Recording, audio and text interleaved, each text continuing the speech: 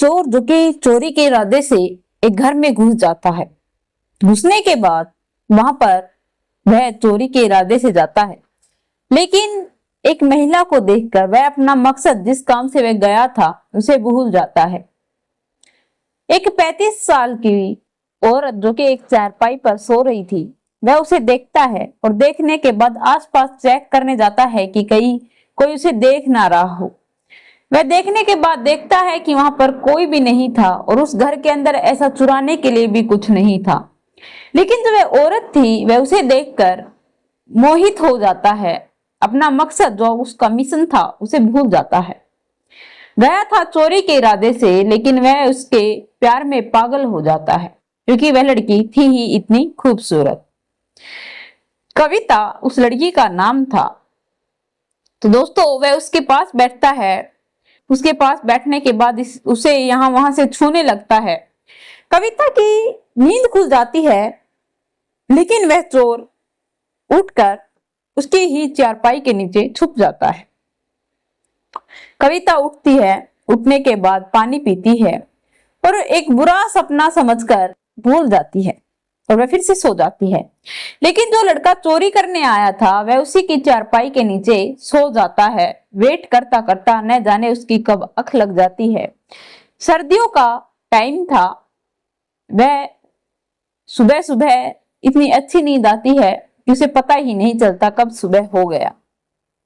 नमस्कार, आदाब, सत श्री अकाल। मैं Priyanka Yadav crime movement channel पर आप लोगों का हार्दिक स्वागत करती हूँ। आशा करती हूँ आप लोग खुश होंगे, स्वस्थ होंगे, अपना और अपनों का ख्याल रखते हैं। आज की जो हमारी कहानी है बड़ी ही इंटरेस्टिंग है, पूरी जरूर सुनना।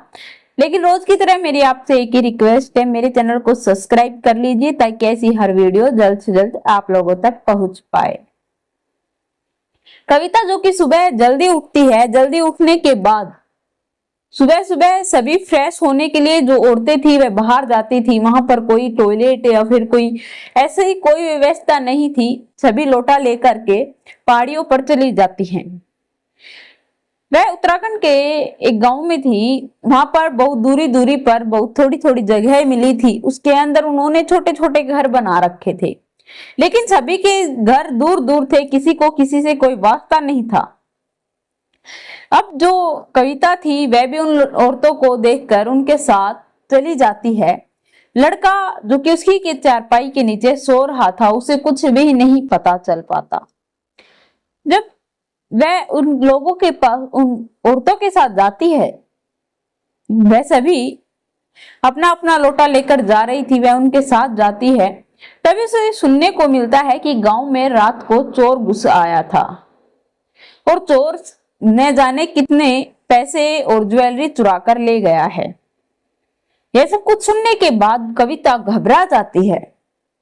वह अपने मन ही मन सोच रही थी कि जो रात को मेरे साथ हुआ था वह क्या सपना था या फिर हकीकत। वह इसी दुविधा में पड़ी हुई थी। तब वह घर वापस आती है। सुबह हो जाती है। जब वह आकर देखती है, उसकी चारपाई के नीचे वह लड़का सो रहा था। वह उसे जगाती है। वह उठकर उसके सामने आकर खड़ा हो जाता है और तुरंत उसके पैरों में गिर पड़ता है। पैर पकड़कर माफी मांगता है और कहता है कि प्लीज आप मुझे बचा लो, मैं आपके घर में कोई चोरी नहीं की है, मैंने कुछ नहीं किया है, प्लीज आप मुझे बचा लो। कविता कहती है कि तुम यहाँ क्या करने आए थे, क्यों आए हो। वह कहती है कि मेरे घर के अंदर तो कुछ ऐसे चुराने के लिए भी नहीं था, लेकिन मैं एक बात पूछना चाहती हूँ कि जो रात को तुमने मेरे साथ छेड़खानी की थी वह तुम ही थे ना। मैंने उसे सपना समझकर टाल दिया था, लेकिन मैं अब सच सुनना चाहती हूँ। कविता की यह बात सुनने के बाद अब वह कहता है कि हाँ, वो मेरी नीयत बिगड़ गई थी, मेरे मन पर मेरा कंट्रोल नहीं रहा, प्लीज आप मुझे माफ कर दीजिए, मैं आइंदा से ऐसा कुछ भी नहीं करूंगा। यह सब कुछ सुनने के बाद अब वह कहती है कि ठीक है, मैं तुम्हारी बात से सहमत हो सकती हूँ, लेकिन मैं तुम्हें कैसे बचा सकती हूँ, तुमने गांव की चोरी की है। यह सुनने के बाद वो कहता है कि मैंने ऐसा कुछ नहीं किया, मेरे एक दोस्त है, दोस्त के कहने पर जो मैंने उनसे उधार मांग रखे हैं और उसके पैसे देने मुझे बहुत जरूरी थे, तो मैंने अपनी जिंदगी में पहली बार चोरी की है। इतनी ही देर में गांव के लोग उस कविता के घर पर आ जाते हैं और उसे पूछताछ करने लगते हैं और कहते हैं कि क्या तुमने चोर को देखा है? कहती है कि मैं चोर को कैसे देख सकती हूँ, घबराते हुए कहती है। वे कहते हैं कि हम इसलिए पूछ रहे हैं क्योंकि हमारे गांव के अंदर मेन एंट्री पर कैमरा लगा हुआ है। उस कैमरे के अंदर उस इंसान को आते हुए तो हमने देखा है, लेकिन जाते हुए नहीं देखा है। सभी के घर में तलाश कर लिया, वो यही कहीं गांव में छुपा हुआ है। वह कहती है कि मेरे घर पर तो ऐसा चुराने के लिए कुछ भी नहीं है, मेरे घर आखिरकार वह क्यों आएगा? यह कहकर वह उन लोगों को भेज देती है।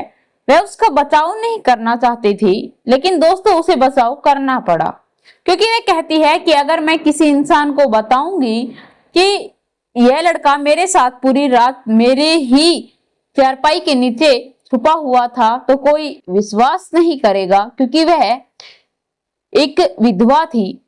और जो औरत उसके पति के जानने के बाद अगर किसी इंसान के साथ देख ली जाती है, उसके जो मतलब या फिर कोई भी ऐसी बातें निकाली जाती हैं जिसके अंदर सिर्फ और सिर्फ लड़की की ही गलती बताई जाती है, वह डर जाती है, घबरा जाती है और उसको छुपाने के लिए मजबूर हो जाती है कि कल तुम्हारे ऊपर उंगलियां उठाने के लिए लोग आ जाएंगे, तुम्हारी बात कोई नहीं सुनेगा। वह उसको वहीं पर रखती है और एक रूम में ले जाकर उसे बंद कर देती है, ताला लगा देती है, क्योंकि उसके पास बहुत सी औरतें आती रहती थी, दिन में जाती रहती थी, उसके साथ बैठकर बातचीत करती थी। वह खाना बनाती है, चाय बनाती है, और जब वह खाना खाती है तो वह सोचती है कि उस लड़के को भी भूख लगी होगी, उसने भी कल रात का कुछ नहीं खाया होगा। वह ताला खोलती है और उसे बाहर बुलाकर बाहर बैठा कर खाना खिलाती है। खाना खिलाने के बाद वह उससे पूछताछ करती है कि तुमने कितना पैसा, कितनी ज्वेलरी, क्या चुराया है, क्योंकि गांव के लोगों का कहना है कि हमारे घरों के अंदर 5 से 6 लाख की चोरी हो गई है। वह कहता है कि नहीं, मैंने ऐसा कुछ भी नहीं चुराया है, मैंने 50,000 रुपए चुराए हैं और 2 सोने की चैन है। यह कहकर तब कहता है कि मैंने तो इतना पैसे नहीं चुराए, शायद कोई और चोर घुस आया है। तो कविता कहती है कि नहीं, ऐसी कोई बात नहीं है, अगर 5 की भी चोरी होती है तो उसे 20 बताकर लोग खामेखा अफवाहें फैला देते हैं। लेकिन एक बार हमारे गांव के अंदर पहले भी चोर आया था, उसके साथ बहुत बुरा व्यवहार किया था, उसको बहुत मारा था, पीटा था और उसे जिंदा जला दिया था। यह सुनने के बाद अब जो था लड़का था वह घबरा जाता है और कहता है कि प्लीज आप मुझे यहाँ से बचा दीजिए, मैं आज के बाद कभी भी यह कुछ नहीं करूंगा, जो ये सोना है, पैसे हैं, ये आप रख लीजिए। कविता कहती है कि नहीं, मुझे तुम पर विश्वास है, तुम सच बोल रहे हो, तुम यह पैसे लेकर जाओ, ज्वेलरी लेकर जाओ और अपने पैसे उतार देना, क्योंकि अगर अब तुम किसी को वापस दोगे तो वह तुम्हें पकड़ सकते हैं, तुम्हारे साथ क्या करेंगे किसी को कुछ नहीं पता, लेकिन आगे से ध्यान रखना कि ऐसा कुछ भी तुम न करो। यह कहकर वह उसे रात को घर से फरार कर देती है, भगा देती है। अब कविता उसके बारे में बहुत सोचती है, न तो उसका कोई कांटेक्ट नंबर था, न वह कभी उससे फिर मिलता है। एक दिन चलते फिरते एक मेले के अंदर वह दोनों टकरा जाते हैं। टकराने के बाद वह उससे एक बात पूछना चाहती थी, इसीलिए वह उसका इतनी इंतजार कर रही थी। वह कहती है, जब वह मिलता है तो वह पूछती है कि तुम मुझे एक बात बताओ, तुमने चोरी की और चोरी करने के बाद तुमने वही सोना पैसा उन्हीं के घर में वापस भी रख दिया, आखिरकार क्यों, क्या वजह थी?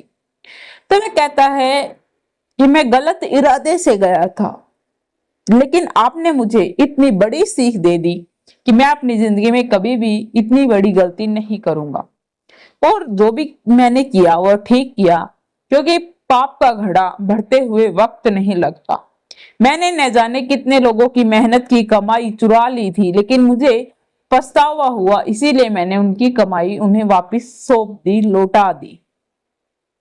यह सब कुछ कहकर वह उसका मन और दिल दोनों जीत लेता है। वह कहता है कि मैं आपसे बहुत प्यार करता हूँ, क्या आप मुझसे शादी कर सकती हो? तो वह कहती है कि नहीं, मैं अपने पति से जी और जान से मोहब्बत करती थी और मैं अब अपनी पूरी जिंदगी अपने पति के नाम ही जीना चाहती हूँ। तुम छोटे हो, मुझसे बहुत छोटे हो, तुम्हारी उम्र अभी खेलने और खाने की है। तुम किसी अपने लायक लड़की को ढूंढकर उससे शादी कर लेना, मैं तुम्हें कभी भी गलत राय नहीं देना चाहूंगी। यह सब कुछ कहकर वह उसे ऑल द बेस्ट बोलकर वहां से चली जाती है।